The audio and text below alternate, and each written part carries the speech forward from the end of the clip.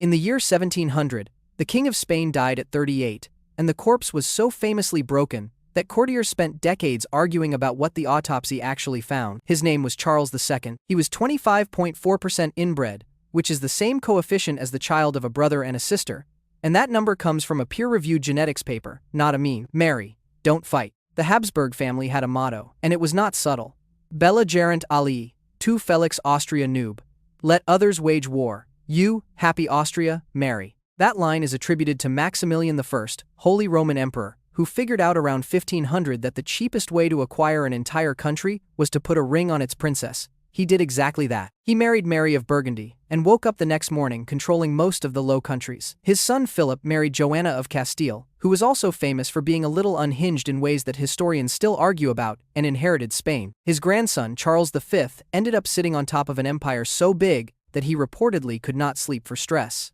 The strategy worked. The strategy worked so well, in fact, that the Habsburgs ran out of strangers to marry. By the time you have a kingdom on 3 continents, every available princess is already related to you, because you already married her grandmother. The Habsburg solution to this problem was, and I cannot stress this enough, to just keep going. 16 out of 18 royal marriages in the Spanish branch between 1516 and 1700 were between blood relatives. That is almost 90%. That is not a family tree, that is a knot. Their preferred dish was the uncle-niece pairing. King Philip II of Spain, the guy with the giant beard and the Armada problem, married his niece Anna of Austria. His son Philip III married his cousin. Philip IV, of course, also married his niece. By the time we get to little Charles II, who was the product of one of those uncle-niece weddings, his bloodline had been compressed so many times in so many ways that geneticists today have trouble drawing his family tree on a single page at all. There is one more detail worth lingering on. The Spanish branch and the Austrian branch of the Habsburgs spent 2 centuries swapping princesses across the family, not to bring in new genes, but to consolidate the ones they already had. Aunts traveled to Madrid, nieces traveled to Vienna, cousins were shipped both ways. This was less of a dynasty and more of a closed ecosystem with extremely good portraiture. Charles the Bewitched. So let us meet the main event. Charles II of Spain was born on November 6, 1661. He was the son of King Philip IV and Queen Mariana of Austria, who was Philip's niece. That alone gives you an inbreeding coefficient worth noticing. Now add the fact that almost every ancestor before them had also done some version of this, and the coefficients stack on top of each other. By the time the math is done, Charles came into the world more inbred than almost any human being whose pedigree has ever been formally calculated. His health was a list of medical conditions that doctors at the time had no language for. He was nicknamed El Hechizado, which translates to the Bewitched, because contemporary thinkers had to assume sorcery was involved. The simpler explanation was that his genetics were a recipe with too few ingredients. He could not chew solid food. His lower jaw stuck out so far that his teeth could not meet, and this was the famous Habsburg jaw, mandibular prognathism, taken to a physical extreme that you can see across 200 years of royal portraits. His tongue was reportedly too large to control. He drooled. He spoke with difficulty. He did not walk until he was 8 years old. He was also infertile. His 2 queens, Marie-Louise of Orleans and Maria Anna of Neuburg, were repeatedly accused of being the cause of the empty cradle, which is the kind of accusation that says everything about who held the power and who took the blame. They were not the problem. Charles had inherited a genetic load so heavy that scholars suspect he had at least 2 distinct recessive conditions stacked on top of each other. Some researchers point at combined pituitary hormone deficiency, others point at the stall renal tubular acidosis. The honest answer is that you can pick from a menu, and the menu is long. The thing about recessive genetic disorders is that you need 2 broken copies of the same gene to express them. The thing about inbreeding is that it makes it very easy to inherit 2 broken copies of the same gene, because both copies came from the same recent ancestor. When Charles died in 1700, the Habsburg dynasty of Spain ended with him.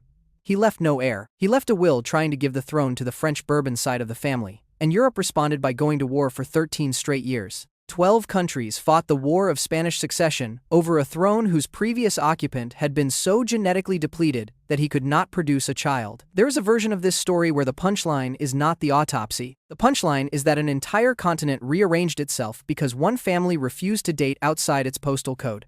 About that autopsy, the version that has been passed down, in which his corpse had no blood, his heart was the size of a peppercorn, and his lungs were corroded, is almost certainly an exaggeration written by court chroniclers years after the fact. The original report has been lost. What we know for certain is that his doctors found extensive abnormalities, and that no one needed to spin them. the actual king had been ill in dramatic ways his entire adult life. The legend was already louder than the truth. One contemporary observer of the Madrid court summarized Charles II this way. The king was so ugly as to cause fear and looked ill. Even in front of him, people barely held back from staring. There are several variants of that quote. Some include the line that he had the Habsburg lip and tongue so prominent that he could not chew, which is a real medical observation dressed up as palace gossip. Whichever version is accurate, the picture is consistent. A man on a throne, surrounded by every resource Europe had to offer, who could not eat dinner without help, and could not speak above a soft mumble. He was 5 years old before he was weaned because his jaw could not handle the alternative. How inbreeding actually works. Time for a quick science detour, because it matters. The inbreeding coefficient, written as F, is the probability that any two copies of a gene in a person are identical because they came from the same recent ancestor. In a population where everyone is randomly mixing, F is roughly 0. The kid of two first cousins comes out at F equals 0.0625, which is about 6%. The kid of an uncle and a niece, or of two half-siblings, comes out at F equals 0.125, or 12.5%. The kid of full brother and sister hits F equals 0.25, which is 25%. Charles II, again, was 25.4%. He was not the child of siblings. He was, statistically, more inbred than a brother-sister child, because the same recycled DNA had been arriving from every direction for generations. Why does this matter for your health? Most harmful genetic mutations are recessive, which means you can carry one broken copy of a gene and never know, because the working copy from your other parent does the job. When two unrelated people have kids, the odds of both parents carrying a broken copy of the exact same gene are low. When two related people have kids, those odds shoot up, because both parents inherited their genes from the same small pool of grandparents. The broken gene that your great-great-grandfather carried can now show up in his great-great-grandchild on both sides at once.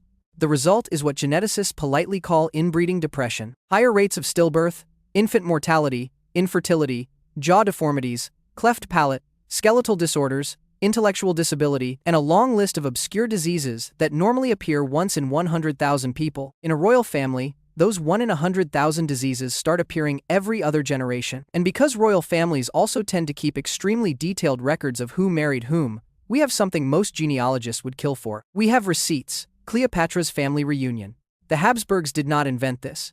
They were just unusually thorough. For the actual origin story of royal incest as a long-term institutional commitment, you have to go back about 2,000 years to a Greek-speaking Macedonian family that took over Egypt and decided to play pharaoh. The Ptolemies ruled Egypt for nearly 3 centuries, from 323 BC to 30 BC, and for almost the entire run, they married each other on purpose. Their religious justification was that the original divine couple, Isis and Osiris, were siblings as well as spouses.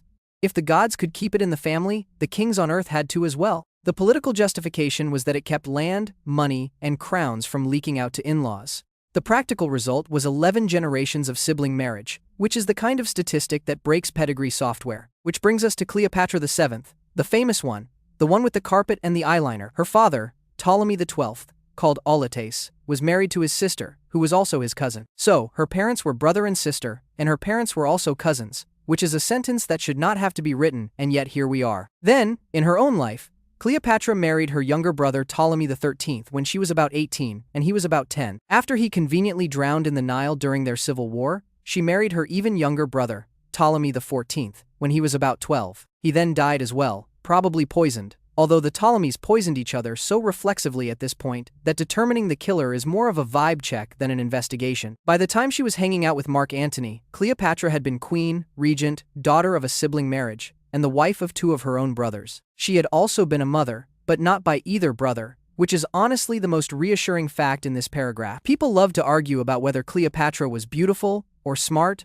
or politically brilliant. The Roman propaganda machine spent centuries trying to convince everyone she was a manipulative monster who used eyeliner as a weapon. Modern historians lean toward describing her as a multilingual administrator who ran a complex economy and held off the largest empire of her time longer than anyone else managed. Whatever your take on the woman herself, the math behind her was a genetic stress test. The Ptolemies were drawing from a smaller and smaller talent pool with every generation, and by the time Rome showed up at the door, the family had been recycling its own DNA for almost 300 years. It is worth pausing on the family tree of her great-great-grandparents, because it is the kind of diagram you actually have to draw to believe. Ptolemy IV married his sister Arsinoe III. Ptolemy VI married his sister Cleopatra II. Cleopatra II then also married her other brother, Ptolemy VIII, in a polyamorous palace arrangement that involved her own daughter, who was also her niece. This is the level of complication where ancestry websites politely return an error message. The dynasty did not just marry siblings, it built loops. Cleopatra VII's bloodline was not so much a tree as a stack of overlapping circles that the same names kept stepping into. King Tut used a cane. If sibling marriage as state religion sounds extreme, the 18th dynasty of Egypt got there earlier and arguably worse. We are talking about the Egypt that built Karnak, the Egypt that produced Akhenaten and his giant religious revolution, and the Egypt that produced his son Tutankhamun. For a long time, the official story of King Tut was that he was a tragic boy king, gilded and golden, who died young under mysterious circumstances. In 2010, a team led by Egyptologist Zahi Hawass published the results of a multi-year DNA study in the Journal of the American Medical Association. The findings were not subtle. Tutankhamun's parents were full siblings. His mother was a woman whose mummy is currently labeled KV35 Younger Lady, and she was the biological sister of his father, Akhenaten. That gives Tut a personal inbreeding coefficient of around 15.5%, which is on par with the offspring of half-siblings or uncle and niece, depending on whose family tree you bring to the calculation. What did this look like in real life? CT scans of his mummy revealed a cleft palate, his left foot was club-footed, and the bones of that foot show signs of Kohler disease, a rare and painful condition in which the bones of the foot die from poor blood supply. He had a small skull asymmetry. He had probably contracted malaria more than once, and in his tomb, archaeologists found something nobody had expected to find next to a teenage god king.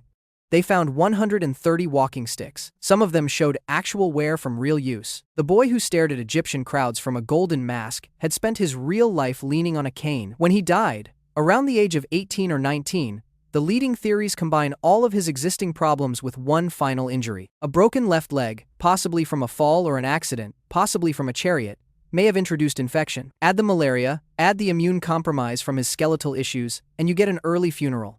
None of this is moralizing or sad framing. This is one of the most studied corpses in human history, and it is essentially the medical chart of what happens when you marry your sister 3 generations in a row and then ask the universe to bless the resulting infant with golden sandal. Akhenaten himself, the father, is a separate puzzle. His tomb art shows him with an elongated skull, a soft jawline, wide hips, and an androgynous body, which led generations of historians to diagnose him with everything from Marfan syndrome to Klinefelter syndrome to a long list of thyroid problems. The latest DNA work does not actually confirm any single one of those. Most current Egyptologists believe the strange depictions are mostly an artistic choice, a religious aesthetic meant to suggest divine androgyny, rather than a medical record. Still, the family tree behind him is densely tangled enough that picking out cause from effect is a lifelong career. Grandmother of disease. Now to the European royal family you have probably been mentally inserting into this story the entire time. Queen Victoria. Victoria was Queen of the United Kingdom for 63 years, and her 9 children were strategically scattered across the continent through marriage. Her descendants ended up on the thrones of Germany, Russia, Spain, Sweden, Norway, Greece, and Romania. By the early 1900s, almost every royal court in Europe was hosting one of her grandchildren. They called her the Grandmother of Europe.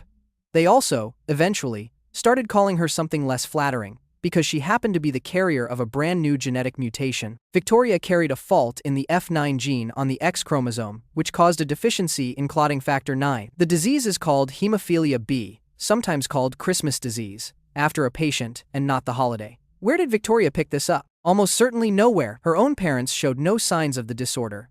And the modern conclusion is that the mutation was new, occurring spontaneously either in Victoria herself or in one of her parents' reproductive cells. Some researchers point at her father, who was over 50 when she was conceived, as the likely source. That spontaneous mutation, in a body that would go on to have 9 surviving children, became one of the most consequential genetic events in royal history. Through her daughters, who were carriers, the mutation traveled into the Spanish, German, and Russian royal families. In Russia, Tsar Nicholas II married Alexandra, who was Victoria's granddaughter, and their son Alexei inherited hemophilia B. The boy bled into his joints. He spent stretches of his short life in agonizing pain. The court attempted every conceivable cure, which is how a self-styled mystic named Rasputin walked into the palace and walked out with an outrageous amount of political influence. Historians have spent the last 100 years debating exactly how much of the Russian Revolution can be traced to a sick child and a bearded charlatan in a tunic.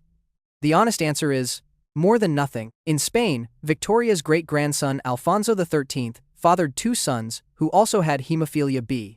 Both of them died after fairly minor car accidents in the 1930s. Their bodies could not stop bleeding from impact injuries that a healthy person walks away from. The Spanish royal family went through a generation of public funerals that they did not see coming when they accepted the British bride. A side note worth saying out loud: Victoria and her husband Albert were first cousins.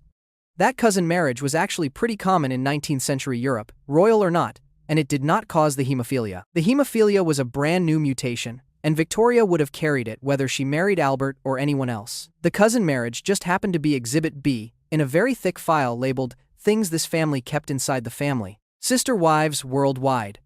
Europe is not the only continent that did this. Step over to Hawaii, where pre-contact Hawaiian nobility, the ali'i, considered sibling marriage among the highest-ranked chiefs to be a way of concentrating mana, which roughly translates to sacred spiritual power. A child born to two full siblings of the top rank was considered to have the strongest claim to leadership possible. King Kamehameha I, who unified the islands at the end of the 1700s, married a woman named Keopuolani, his close blood relative by way of the highest-ranking line in the islands. Their children outranked everyone, by design. Cross the Pacific and go to the Andes, where the Inca emperors, called the Sapa Inca, were required to take their own full sister as their principal queen, the Koya. The religious story was that the founding ancestors of the Inca royal line were Inti the sun god and Mamaquilla the moon goddess, brother and sister, who had set the precedent. The political story was about purity of bloodline and concentration of legitimacy. Huayna Capac, one of the most powerful Inca rulers, did the math correctly and married his sister. His sons, Huascar and Atahualpa, then ripped the empire apart in a succession war that conveniently lined up with the moment a Spanish conquistador named Francisco Pizarro stepped onto shore. The empire did not fall because it was inbred. The empire fell because of guns, smallpox, and timing. But the genetic concentration in the family did not exactly help. Cross over to Persia, where the Sasanian Empire from the 3rd to the 7th century practiced a custom called ex-wedoda, which can be translated as next-of-kin marriage, and which Zoroastrian religious texts treated as a virtuous act. Rulers including the Shah Bahram II openly married their sisters and viewed it as a spiritual achievement. When the Islamic conquest arrived in the 7th century, Xwedoda was banned hard, and the practice essentially vanished. That is one of the sharpest historical reversals you will find anywhere. One generation it is a holy rite, the next it is a serious offense. And in 19th century Siam, what is now Thailand, King Chulalongkorn, also called Rama V, married several of his half-sisters as standard royal practice. The Shakri royal family was also protected by an old law that no commoner could touch any royal body. When his queen, Sunanda, fell from a royal boat into a canal in 1880, eyewitnesses on the bank reportedly stood frozen because to save her life, they would have had to break a law that carried the worst possible penalty. She drowned. The law was, sensibly, reformed shortly afterward. The pattern across all of these dynasties is suspiciously consistent. A culture invents a religious or political reason that the royal family must concentrate its bloodline. The royal family complies enthusiastically. The royal family then produces a string of unusually short-lived or unusually unhealthy heirs, which the culture explains with sorcery, fate, divine displeasure, or a poorly aligned star chart. Nobody, at any point, blames the actual math. The actual math is too embarrassing to be allowed into the official version of events. Pugs are just Habsburgs. Here is the modern punch in the gut. If you want to see a Charles II jaw on a creature that is still alive today, go pet a pug, or a bulldog, or a Persian cat.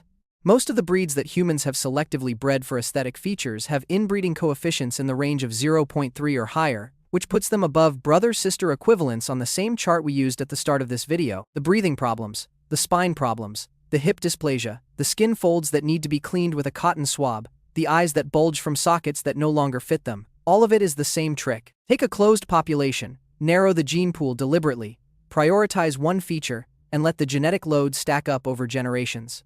The Habsburgs were just doing it with crowns instead of dog show ribbons. In 2019, a team of researchers led by Roman Vilas at the University of Santiago de Compostela published a paper in the journal Annals of Human Biology, in which they did something a little weird. They went to museums, they stood in front of portraits of Spanish Habsburg kings and queens, and they used facial morphometric analysis to measure mandibular prognathism, the jutting jaw, the receding upper lip, the visible gap between the front teeth. They turned those features into actual numbers, and they correlated those numbers with the documented inbreeding coefficient of each subject.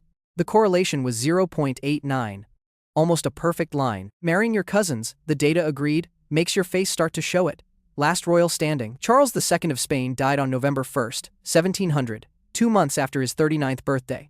His autopsy was held the next day. The official record, the one we actually have, is short and clinical. The dramatic version, the one with the peppercorn heart and the empty veins, came later from courtiers who had a literary streak and a grudge against the Habsburg administration. Strip away the embellishment and the boring truth is still extraordinary. A king died, childless, from a long list of overlapping conditions that 2 centuries of his ancestors had built up for him through a sustained, religiously and politically motivated commitment to family loyalty. The Spanish throne went to a French Bourbon teenager. 12 European countries spent the next 13 years killing each other over the decision. By the time the dust settled in 1714, somewhere between 700,000 and 1.2 million people had died. The deepest war Europe had ever seen up to that moment had been triggered, in part, by the fact that one royal couple 2 centuries earlier had decided that aunt and nephew sounded like a reasonable arrangement. The Habsburgs, by the way, are still around. The Austrian branch survived, kept marrying widely, and a number of their descendants are alive today and walking around with extremely normal faces. The Spanish branch ended on a hospital bed in Madrid in 1700.